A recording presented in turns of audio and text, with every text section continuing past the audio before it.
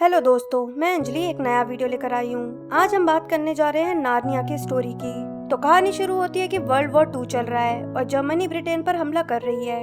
England में रहने वाले पेवेंसी परिवार के 4 भाई बहन, जिसमें सबसे बड़ा है पीटर, उसकी छोटी बहन सूजन, उससे छोटा एडमंड और सबसे छोटी लूसी अपने मम्मी के साथ घर पर है। उनके पिता वॉर में लड़ने के लिए गए हैं। एडमंड विद्रोही बच्चा है। पीटर उस पर अक्सर नाराज होता रहता है कि वो बड़ों का कहना कभी नहीं सुनता। वॉर से दूर रखने के लिए बच्चों की माँ बच्चों को और भी कई बच्चों के साथ ट्रेन से भेज देती है और कई विलेजेस से होते हुए बच्चे कूम हॉल्ट पहुंचते हैं, जहां स्ट्रिक्ट लेडी मिसेस मैक्रेडी उन्हें रिसीव करती है और प्रोफेसर के घर ले जाती है, जो कि बहुत बड़ा मेंशन होता है। वो रूल्स रेगुलेशन बताती है कि शोर करना, भागना और किसी भी चीज को छूना मना है और प्रोफेसर को परेशान तो बिल्कुल नहीं करना है। बच्चे रात में अपने घर को मिस करते हैं। सब प्लान करते हैं कि नेक्स्ट डे वो मस्ती करेंगे, पर अगले दिन बारिश हो रही होती है, इसलिए वो घर में ही हाइड एंड सीक खेलने का प्लान बनाते हैं। पीटर गिनती करता है और बाकी के बच्चे छिपते हैं, जिसमें अच्छी तरह छिपने के लिए लूसी एक रूम में पहुंच जाती है, जहां एक अलमारी पर चादर डली होती है। लूसी उस चादर को हटाकर उसमें छिप जाती है, पर कदम पीछे लेते लेते वो कहीं और ही पहुंच जाती है। ये जगह उस जगह जैसी बिल्कुल भी नहीं होती जहां वो गेम खेल रही थी। यहाँ बारिश ना होकर हर जगह बर्फ थी और स्नोफॉल हो रहा था।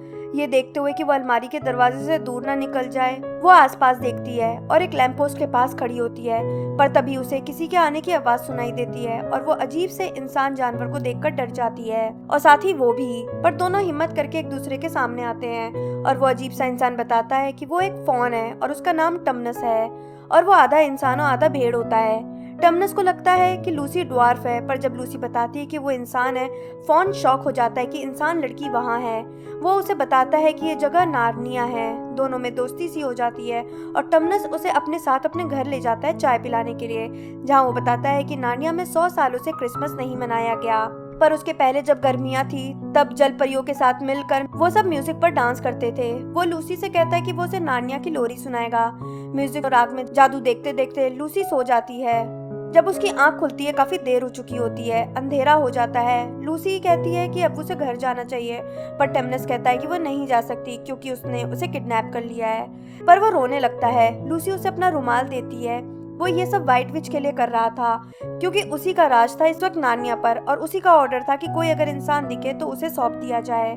पर जब लूसी कहती है कि वो दोनों दोस्त हैं और टमनस ऐसा नहीं कर सकता, तो टमनस उसे छिपते छिपाते और बताते कि पेड़ तक व्हाइट विच से मिले हुए हैं, वो लूसी को वापस लैंप पोस्ट के पास छोड़ जाता है। लूसी वापस आती है और सबको आवाज लगाती है कि सब परेशान होंगे कि वो इतनी देर कहाँ थी, पर वो नोटिस करती है कि कुछ भी समय नहीं गुजरा है। पीटर ने अभी अभी ढूंढना स्टार्ट ही किया था सबको। वो सबको अलमारी के बारे में बताती है, पर जब सब अलमारी चेक करते हैं तो वो एक नॉर्मल सी अलमारी निकलती है। सबको लगता है कि वो इमेजिनरी स्टोरी सुना रही थी, जिसमें एडमंड उसका मजाक उड़ाने के लिए कहता है कि उसने भी बाथरूम में फुटबॉल ग्राउंड देखा था और इस कारण पीटर की उससे बहस भी हो जाती है। लूसी को यकीन था कि वो गलत नहीं थी, इसलिए वो रात में फिर से अलमारी के पास जाती है, जिसे एडमंड देख लेता है और उसके पीछे चल देता है और वो अलमारी में घुस जाता है और वो भी नार्निया पहुंच जाता है, पर लूसी वहां नहीं होती। एडमंड उसे ढूंढता है और इसमें वो नार्निया की क्वीन से टकराता है। एडमंड उसे अपने भाई बहन लूसी या तक कि मिस्टर टमनस के बारे में भी बता देता है। क्वीन उससे मीठी मीठी बातें करती है, उसे उसका फेवरेट स्वीट जादू से लाकर खिलाती है और कहती है कि वो बाकी के तीनों भाई बहनों से भी मिलना चाहती है। एडमंड के रिएक्शन से वो समझ जाती है कि वो अपने सिबलिंग्स को पसंद नहीं करता, इसलिए वो कहती है कि वो एडमंड को नार्निया का राजा बना देगी और उसके सिबलिंग्स उसके नौकर बनकर रहेंगे। एडमंड को ये बात पसंद आती है और वो कहता है कि वो सबको ले आएगा और क्वीन वहां से चली जाती है। लूसी आ जाती है और एडमंड को देखकर खुश हो जाती है और बताती है कि व्हाइट विच को कुछ भी पता नहीं चला था और ये भी कि क्वीन ही व्हाइट विच है, जो खुद को क्वीन कहती है बल्कि वो है नहीं। दोनों वापस आ जाते हैं। लूसी पीटर और सीजन को बताने जाती है कि एडमंड ने भी देखा अब तो नार्निया, पर एडमंड झूठ कह देता है कि लूसी कहानियां बना रही है। लूसी उसके इस गद्दारी पर रोने लगती है और भागती हुई प्रोफेसर से टकरा जाती है। मिसेस मैग्रेडी नाराज होती हैं, पर प्रोफेसर हॉट चॉकलेट के लिए लूसी को भेज देते हैं और पीटर और सूजन से बात करने लगते हैं। सूजन अलमारी के बारे में बताती है, पर प्रोफेसर को लूसी की बात पर यकीन होता है। अगले दिन सब क्रिकेट खेल रहे होते हैं और एडमंड गलती से बॉल को घर की खिड़की पर मार देता है, जिससे कांच टूट जाता है। मिसेस मैग्रेडी से बचने के लिए सभी बच्चे भागते हैं और एडमंड जानबूझकर उन्हें अलमारी वाले रूम में ले जाता है और अलमारी के अंदर छिपने का कहता है। डर के मारे सब उसमें घुस जाते हैं और सभी पीछे हटते हटते नार्निया पहुंच जाते हैं। सूजन और पीटर समझ जाते हैं कि लूसी सही कह रही थी और एडमंड झूठा था। वो एडमंड से लूसी से माफी मांगने का भी कहते हैं और लूसी के कहने पर सब टमनस के घर जाने का डिसाइड करते हैं और अलमारी से कोट्स निकाल लेते हैं। पर टमनस के घर पहुंचकर वो सब देखते हैं कि सब कुछ बिखरा हुआ है और टमनस भी वहां नहीं है और एक नोट मिलता है जिस पर लिखा होता है कि क्वीन जेडिस के खिलाफ गद्दारी के इल्जाम में उसे ले जाया गया है क्योंकि उसने इंसानों से दोस्ती की थी।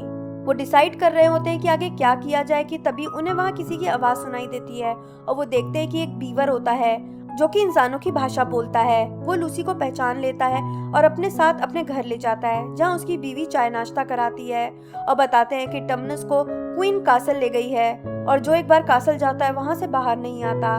पर असलन से उम्मीद रखनी चाहिए क्योंकि वो पूरी तरह से अब रेडी है।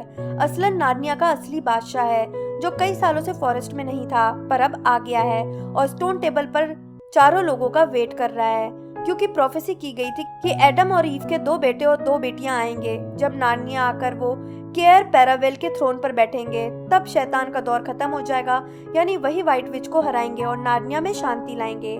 पीटर को समझ नहीं आता कि वो लोग कैसे लड़ेंगे, वो तो अभी बच्चे हैं। वो वापस घर जाने का डिसाइड करते हैं पर एडमंड पहले ही वहाँ से गायब हो चुका होता है। वो अकेला फॉरेस्ट में चला जाता है और भटक रहा होता है और कासल की तरफ बढ़ रहा होता है। वो तीनों बीवर के साथ उसे ढूंढने के लिए निकलते हैं पर एडमंड कासल में चला जाता है। पीटर भी कासल में जाने को ही होता है पर बीवर उसे रोक देता है कि यही तो व्हाइट विच चाहती है, इन चारों को मार कर वो भविष्यवाणी रोकना चाहती है और अब बस असलन उसे रोक सकता है और एडमंड को बचा सकता है। पीटर कहता है कि वो सभी असलन से मिलेंगे। वहाँ एडमंड कासल में घुस जाता है जहाँ बहुत से एनिमल्स, फॉन्स और सेंटर्स स्टैच्यू बने हुए होते हैं। वो व्हाइट विच से मिलता है जो उस पर बहुत गुस्सा होती है कि वो क्या सोचकर अकेले आया है। एडमंड बता देता है कि वो चारों को आधे रास्ते तक ले आया है और सभी डैम के पास बने बीवर के घर में है। विच का गुस्सा थोड़ा कम हो जाता है पर वो एडमंड को कैद करवा देती है और अपने पालतू वुल्फ को काम पर लगा देती है जो अपने साथियों के साथ बीवर के घर अटैक करता है। पर सभी वहाँ से दूसरे रास्ते से बचकर निकल जाते हैं जो बीवर के दोस्त बैजर के घर निकलता था। पर वहाँ वो देखते हैं कि उन सबको पहले ही स्टैच्यू में बदल दिया गया था। वहाँ एक फॉक्स आता है जो बीवर को लगता है कि विच की तरफ है पर वो तो असलन की तरफ होता है। वो टाइमली उन्हें ऊपर पेड़ पर चढ़ा देता है और खुद नीचे रह जाता है। पर जब वुल्स उस पर अटैक करते हैं तो वो उन्हें गलत रास्ता बताकर नॉर्थ की तरफ भेज देता है। रात में वो बताता है कि उसे अब जाना होगा क्योंकि असलन ने उसे बाकी साथियों को इकट्ठा करने का कहा है। वहाँ एडमंड जेल में होता है और उसके पास के सेल में टमनस होता है। तभी वहाँ व्हाइट विच आ जाती है और बताती है कि टमनस वहाँ इसलिए है क्योंकि एडमंड ने ही उसकी खबर दी थी। उसके बाद वो उसे वहाँ से ओगर के साथ भेज देती है जो उसे स्टैच्यू में कन्वर्ट कर देता है और वो एडमंड को साथ ले जाती है।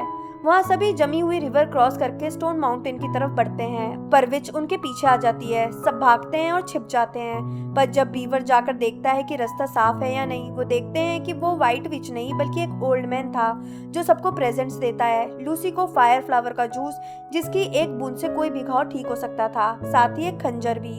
सूजन को बो एंड एरो दिया जाता है जिसका निशाना कभी नहीं चूकता और एक बीकुल मदद मांगने के लिए और पीटर को एक स्वॉर्ड और शील्ड। वो जाते जाते कहते हैं कि विंटर्स खत्म होने वाले हैं। व्हाइट विच उन सबके आने से वीक हो गई है। ये कह के ओल्ड मैन चला जाता है जो कि दरअसल सेंटा क्लॉज होता है और वो देखते हैं कि नदी का बर्फ पिघल रहा है। फिर भी वो जल्दी जल्दी नदी पार करने का डिसाइड करते हैं। वुल्स और विच सच में वहां आ जाते हैं और बर्फ टूटने वाली होती है पर पीटर तलवार को बर्फ में गाड़ देता है जिसकी हेल्प से पानी के सहारे वो दूसरी तरफ पहुंच जाते हैं और देखते हैं कि मौसम सच में बदल रहा है। उधर वुल्फ फॉक्स को ले आते हैं और विच उसे मारने की ही होती है पर एडमंड बीच में आकर असलन स्टोन टेबल और उसकी सेना की बात बता देता है और विच फॉक्स को स्टैच्यू में बदल देती है और एडमंड को थप्पड़ मारती है क्योंकि वो फॉक्स को मारने से रोकने की कोशिश कर रहा था और वुल्स को भेजती है कि वो भी आर्मी इकट्ठा करे ताकि अब जंग हो।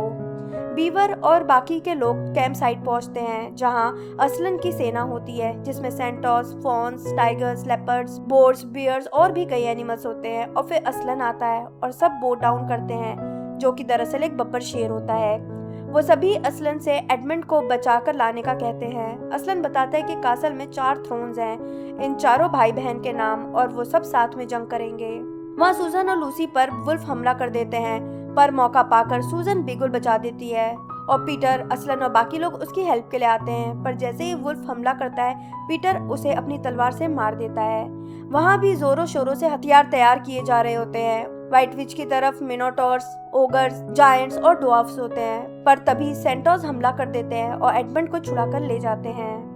एडमंड असलन और अपने भाई बहनों से मिलता है। एक बार तो पीटर डिसाइड करता है कि वो बाकी के भाई बहनों को वापस भेज देगा और खुद बस वॉर में लड़ेगा ताकि नार्निया को आजाद करवा दे, पर सभी लोग रुकने का डिसाइड करते हैं और सूजन अपने बो और एरो की प्रैक्टिस करती है, लूसी खंजर से निशाना लगाने की और दोनों लड़के तलवार चलाने की। पर व्हाइट विच असलन से मिलने आती है और नार्निया बनने के टाइम के उस कानून की याद दिलाती है जिसमें ये डिसाइड किया गया था कि गद्दार व्हाइट विच के होंगे, और एडमंड क्योंकि ट्रेटर है और उसे नहीं सौंपा गया तो सारा नार्निया आग और पानी से बर्बाद हो जाएगा, इसलिए स्टोन टेबल पर गद्दार यानी एडमंड को मरना होगा। पर असलन व्हाइट विच को अकेले में बात करने के लिए ले जाता है। काफी देर बाद दोनों बाहर आते हैं और व्हाइट विच चली जाती है। असलन बताता है कि एडमंड की जान बख्श दी गई है, पर असलन सैड नजर आता है, जो लूसी देख लेती है।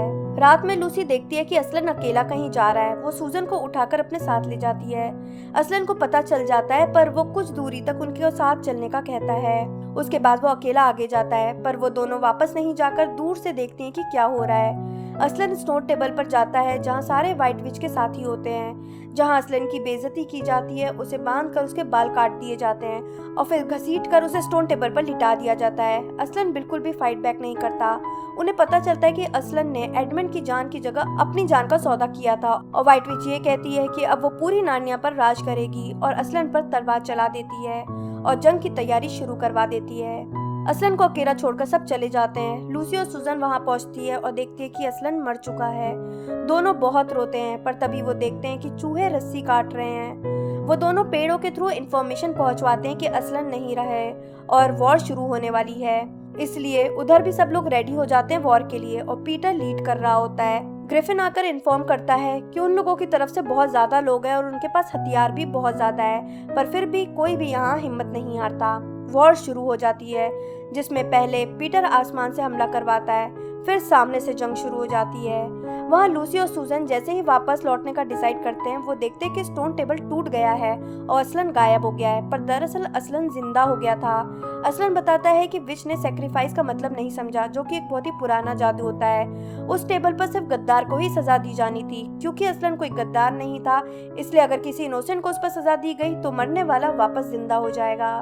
वॉर में अब तीसरी स्टेज आ जाती है, जब फीनिक्स हमला करते हैं और विच खुद भी लड़ाई में आ जाती है। पीटर के घोड़े पर अटैक हो जाता है और वो गिर जाता है। वॉर और खूंखार होती जाती है, जिसमें उनका सेनापति भी मारा जाता है। असलन दोनों को कासल ले जाता है और स्टैच्यू बने सभी लोगों को वो जिंदा कर देता है अपनी सांस से। उधर पीटर को लड़ता देख एडमंड भी आ जाता है और व्हाइट विच उसे तलवार से मार देती है। ये देख गुस्से में पीटर व्हाइट विच से लड़ने लगता है और हार रहा होता है, पर तभी असलन भी वहाँ पहुँच जाता है बहुत बड़ी आर्मी लेकर, और इससे पहले कि विच पीटर को मार सके, असलन उस पर अटैक करके उसे मार डालता है। लड़ाई खत्म हो जाती है। सब एडमंड के पास पहुंचते हैं, जो आखिरी सांसें ले रहा होता है, पर लूसी उसके मुंह में वो जूस का ड्रॉप डाल देती है जो उसे सेंटा ने दिया था, जिससे एडमंड बच जाता है।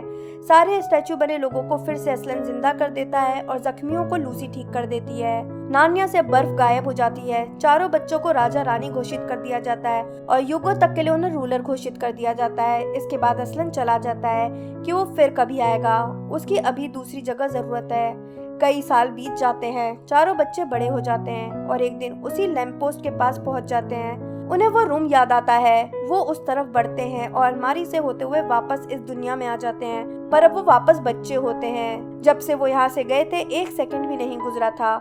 वहाँ प्रोफेसर आ जाते हैं उस बॉल को लेकर जिससे खिड़की टूटी थी और पूछते हैं कि अलमारी में वो लोग क्या कर रहे थे। जब पीटर कहता है कि उन्हें विश्वास नहीं होगा, तो प्रोफेसर कहते हैं कि कह के तो देखो। और यहाँ ही नार्निया की first part the lion, the witch and the wardrobe खत्म होती है। आपको ये मूवी कैसी लगती है मुझे नीचे कमेंट बॉक्स में बताएं। वीडियो पसंद आया हो तो लाइक और शेयर जरूर करें। मैं जल्दी ही नए वीडियो के साथ वापस आऊंगी।